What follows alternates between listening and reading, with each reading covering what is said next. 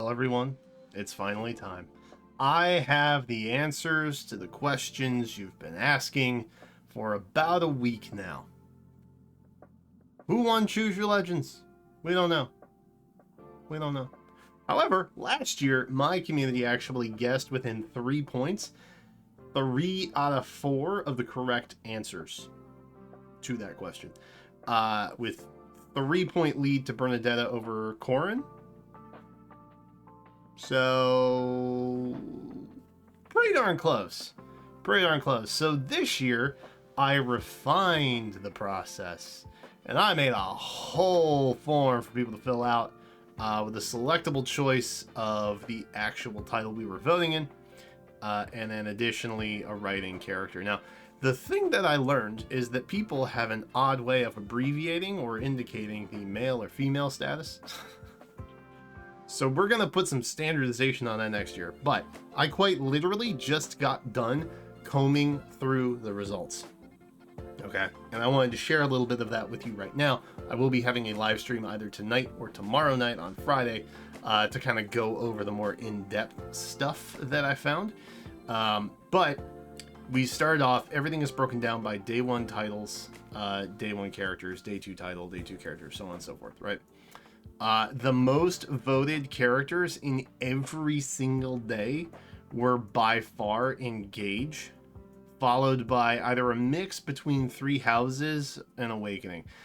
Given that Three Houses has 3 categories, and they would essentially be combined with those categories, Three Houses, statistically speaking, in terms of what counts and what does not, would actually be the second highest category, and then Awakening was third, which is not terribly surprising. But you see, these come into play based on the number of votes tied to that game.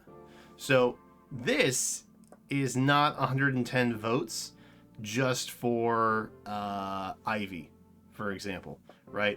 These are not all votes for Tharja. This is not an entire set just for male Byleth. So it depends, because what these numbers represent are actually the number of characters from those titles, not the individual characters themselves. That's what this is for. And as I said, pending some naming conventions, everything was fine. Honestly, there was not a lot of misspellings, which is honestly pretty cool. I will say, I do continuously fear Hilda fans. Hilda fans are crazy, and I make no qualm about that. They put answers in like this. Only ones to do that, by the way. Only ones to do that. They are crazy, those Hilda fans. So it basically continues like this. Day 2, you'll see very similar: Engage, War Arc, Awakening, right? All very similar. And here in day 3, there's a little bit of spread. And I think that ended up happening mostly because interim results came out, I think, a day or two earlier this year. I think normally in the past they've come out on day 4 voting when it starts. So we actually have like 3 days of voting. This time it came out on like the second day. So there were only 2 days worth of votings that had happened. And I don't know if they're just trying to show very early votes early on to maybe not entirely incentivize hive mind, but at the same time, anytime they release interim results, nobody who was never in the top 20 of those totals ever made it into like the top 10, let alone the top 2 for those categories. So I'm not really sure what they were trying to accomplish there.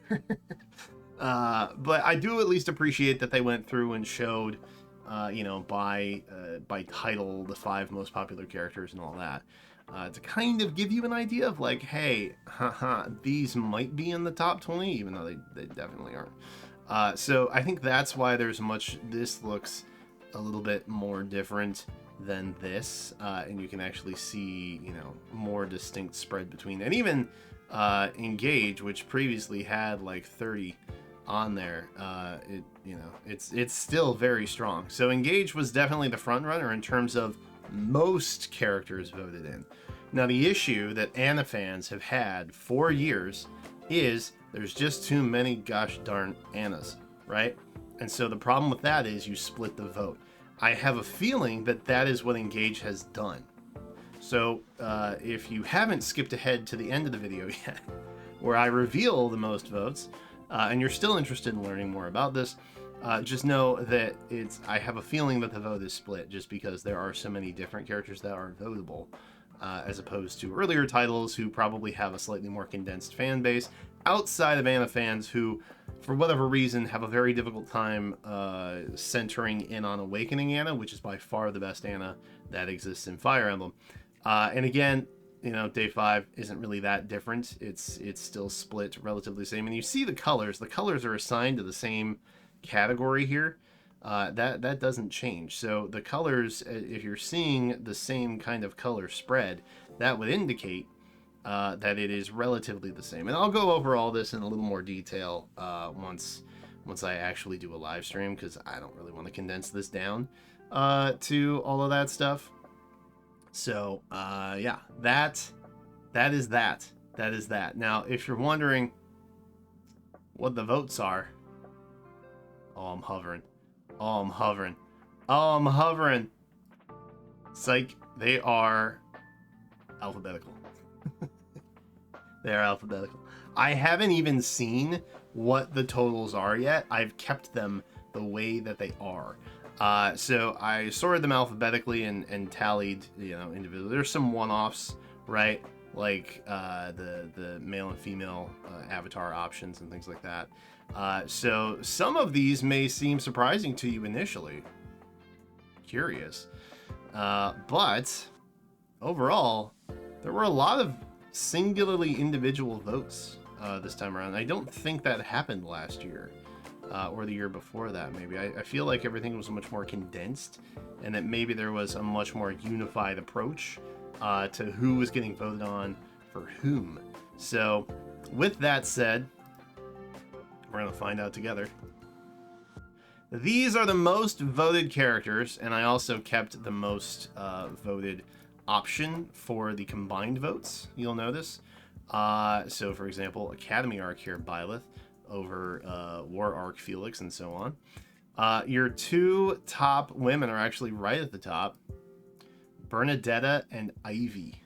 War Arc Bernadetta specifically, although I think second hand would have been Academy, if I'm remembering correctly. So, relatively speaking, pretty close. Pretty close, though. And again, there is heavy Bernadetta bias in my viewers, I think, which kind of skewed them over Corrin last year. So maybe that's happening this year. And instead of Bernadetta, we might get Lady Robin. Interesting. Anything over 100 votes here, or even close to, are probably pretty solid options, I would say. But, you know, in general terms, this is where we're at. I was kind of surprised about the lack of Alir votes. I thought those would be a lot higher. I am a little surprised by Toma.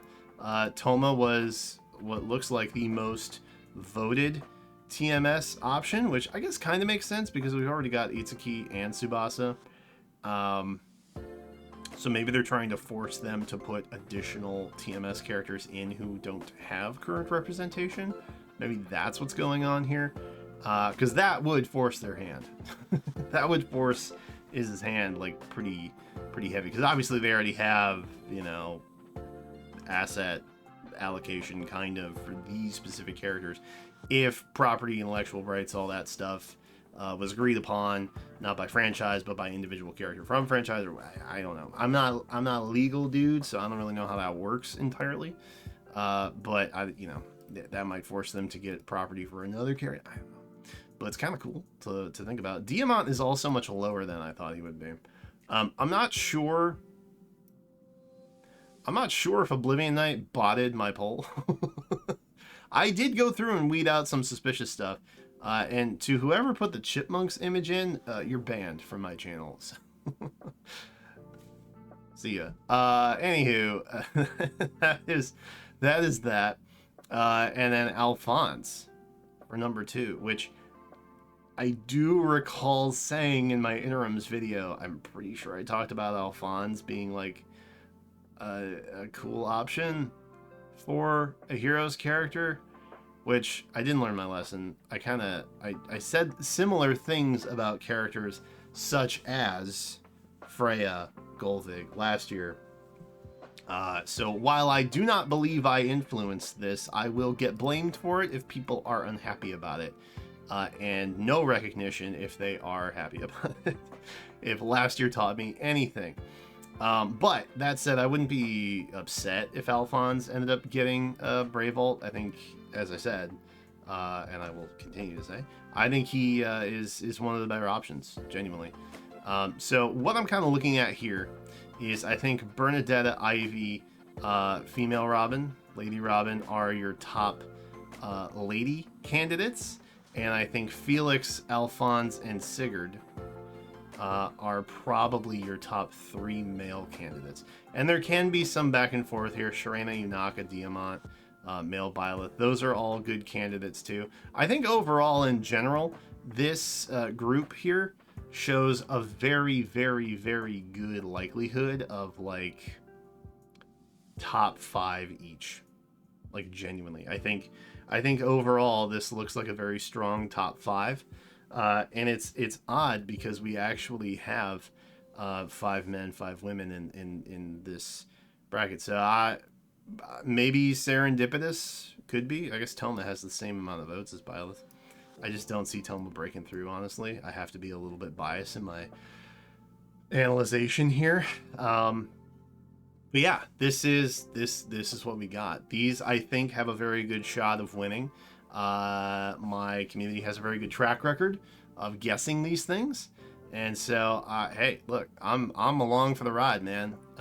Any of these could be cool.